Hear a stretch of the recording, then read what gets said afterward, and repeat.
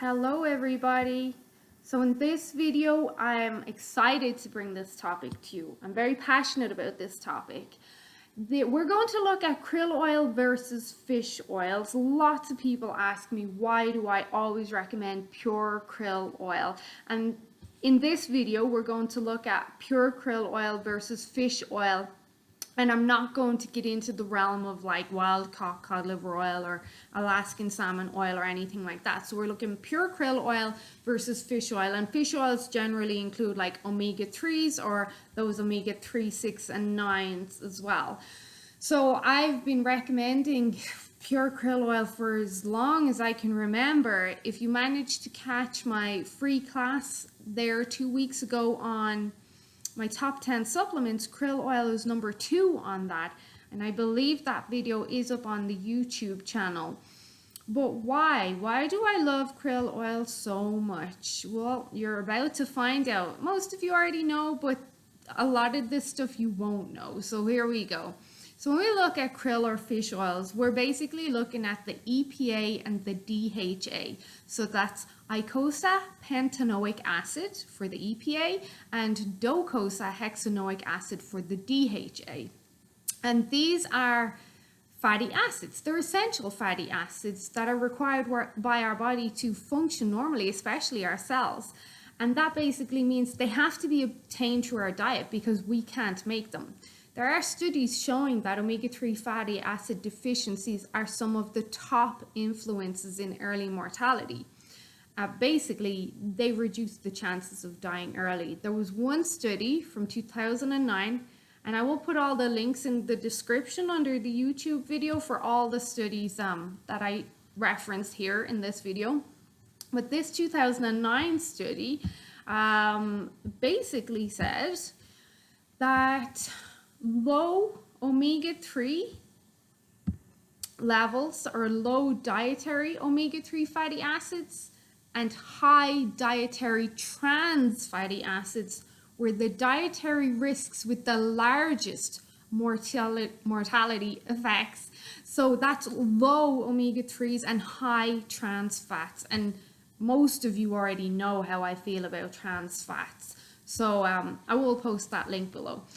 Omega-3s, or EPA and DHA, have been shown to delay brain health decline and improve brain performance. DHEA is the most abundant fatty acid in your brain at about 10 to 20% of the brain's fat. Like, that's a lot, which is about 60% of your brain. So 10 to 20% of your brain's fat, which is about 60% of your overall brain. EPA and DHA reduce inflammation, including and probably especially in the brain. They help with cell and tissue damage. They slow down aging. They lower risk of all-cause mortality, like I mentioned. They help increase HDL and lower triglycerides, and we all want to keep an eye on our triglycerides. They help with insulin resistance. They help with mental health. Really important for mental health, like really. And they help with neuron and joint health too. So let's just go through a few bullet points before I kind of get into the more sciencey bit on why I prefer krill over fish. Like, this is usually what I'll tell people when I'm trying to talk to them or convince them to take it. So a good krill oil is generally cleaner, meaning it's void of antibiotics and plastics and heavy metals. Really, the krill are so tiny, and they're not generally farmed with a lot of antibiotics. And they're so tiny that they wouldn't even absorb much, that they are cleaner. The omega-3s in krill oil, they're more bioavailable, and part of that is because the type of DHA found in krill oil is preferred by the brain, and we will get into that. Krill oil is also rich in a powerful carotenoid antioxidant called astaxanthin, which alone has many benefits. Like, if you're my follower or client, you'll have heard me speak about astaxanthin a lot, and I've done a lot of posts on it, especially in the summer. Astaxanthin is awesome. So some of its benefits, including preventing those fatty acids from going rancid or oxidizing. Astaxanthin has been shown to help with macular health, even reversing macular degeneration and improving night vision, improve brain health, improve skin health, and it offers skin protection from UV rays. So some of you may have heard me refer to krill as an edible sunscreen. So the astaxanthin is the pink or the red that you see in seafood like krill and salmon. So that's astaxanthin that gives it that color. So astaxanthin can protect cells against the damaging effects of polyunsaturated fats or trans fats. What did we mention a few minutes ago in that study? So with my clients, if I know they're maybe getting exposed to some polyunsaturated fats or trans fats or something on maybe a refeed meal or day, krill oil can really help protect their cells from those oxidative effects. Can help with pain and inflammation, can aid in fat loss. It also is a strong antioxidant against peroxy radicals, which damage DNA, lipids or fat, and protein inside of your cells, all which lead to diseases of aging. So astaxanthin, like zeaxanthin and lutein, is easily absorbed into the bloodstream.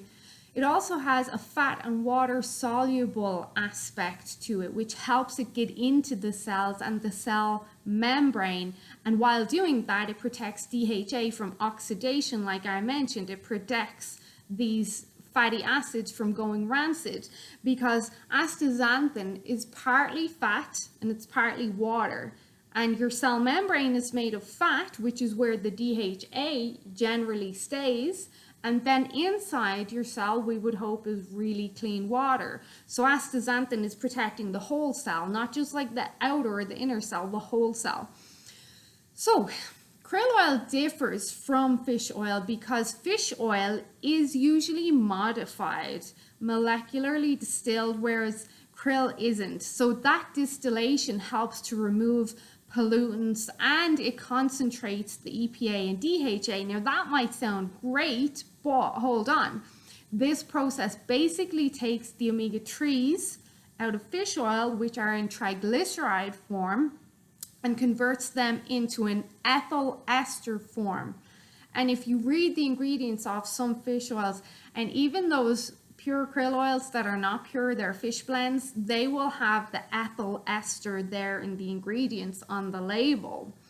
And when it turns into its ethyl ester form, then it's less bioavailable than the fatty acids found even in the triglyceride form.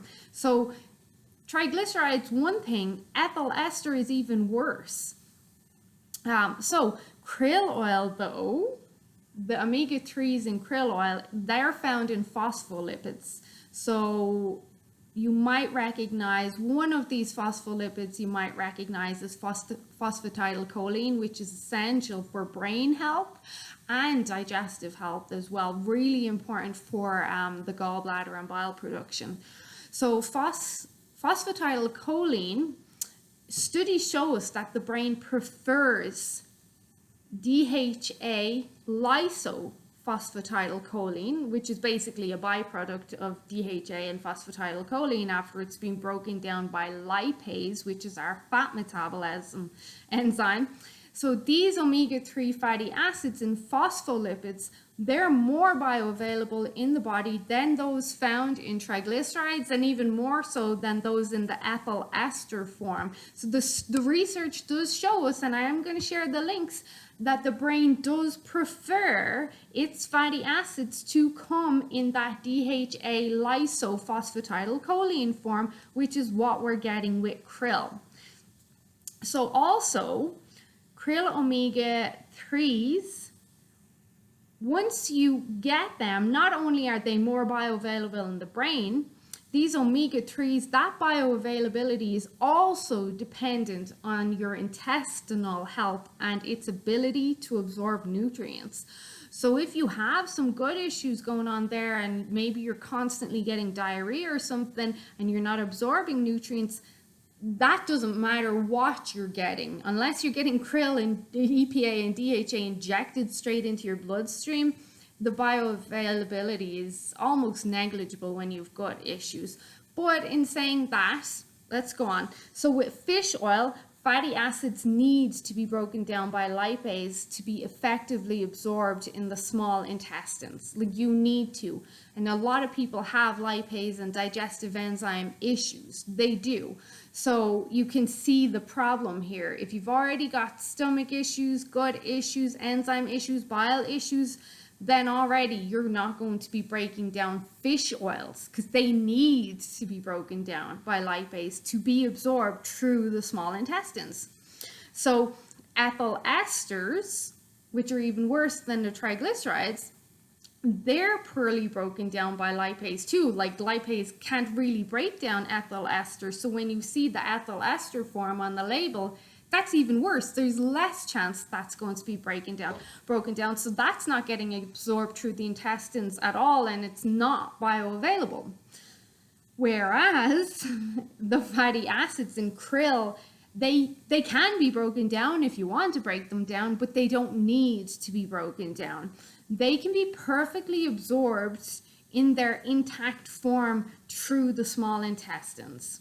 There is research, there's actually several studies showing that the fatty acids in krill oil is more bioavailable than fish oil because of this. We also get the benefits of those omega-3s at a lower dose than fish oil, approximately 37% compared to what we would need to take of fish oil to see similar benefits. Again, the links are going to be in the description.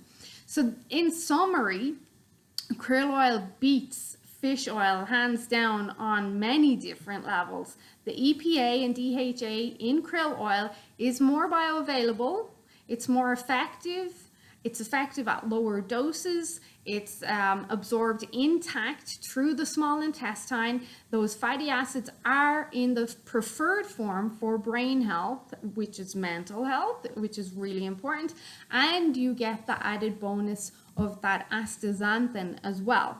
So you can see why, hands down, there is no argument. If you want to have optimally functioning cells, which is very important for metabolism and fighting disease, if you want beautiful hair, skin, and nails, if you want to build nice, strong muscles, if you want to have a good immune system, good cognitive performance and recall, and none of this brain fog, and I can't remember yesterday, and mental health issues, depression, mood swings, anxiety, like, you really, really need to be looking towards these essential omega-3s, but in like a very good form, and krill is going to be one of those. There's a couple I really like, but it can get a bit pricey, so I try to recommend one that I know is good, one that I have seen, because I've been recommending this to clients for years. So one that I've seen, this is effective, but it's also in a price bracket that most people can afford. But then there is higher grade ones that are a bit more expensive, and like, you really get your bang for your buck with those. Like, they're awesome. Not that the other one's not as good, it's just processing and how they're making the gelatin shell and stuff like that. But krill oil, I have been using it for years. I see the difference in myself, and I see the difference with my clients and what they're saying. So I hope this clarifies why I choose krill oil over omega-3s. I've always said, in my opinion, I feel omega-3s are a waste of money, regardless of what I just told you about their bioavailability and even getting absorbed and utilized. They're generally not clean. They generally are coming from farms. They're generally high in mercury and other toxins. So I've never seen them to be efficacious. Actually, I've seen them to cause more trouble than good. People will come to me and they will be having joint issues, brain fog, and lots of chronic inflammation. I've had people come to me and they have severe gut issues and bloating, and when you take away these fish oils, a lot of that improves, because these fats, when in the wrong form and toxic and not processed with integrity, they can be very inflammatory for sure. So I hope you found this helpful. If you've got any more questions, send them my way. I'll be happy to answer. But take care, everyone. Bye.